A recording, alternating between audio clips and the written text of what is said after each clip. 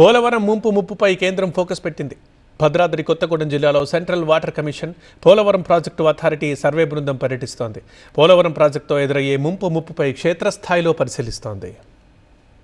Polavaram effect Telangana పరిధిలో ఏ మేరకు ఉంటుందనే అంశంపై అధికారుల బృందం దృష్టి సారించింది. గోదావరి వరద ఉధృతి పెరిగినప్పుడు భద్రాచలం సీతారామచంద్రస్వామి ఆలయ పరిసరాలు, చుట్టుపక్కల గ్రామాల పరిస్థితిపై సర్వే చేపట్టింది. బూర్గంపాడు, భద్రాచలం మండలాల్లో గోదావరిలో కలిసే వాగుల ప్రవాహం ముంపు ప్రభావంపై అధికారులు ఆరా తీశారు. వరదల సమయంలో నీటిమట్టం ఎలా పెరుగుతుంది, ఏ ప్రాంతాలు మునుగుతాయో స్థానిక ఇరిగేషన్ అధికారులను అడిగి తెలుసుకున్నారు.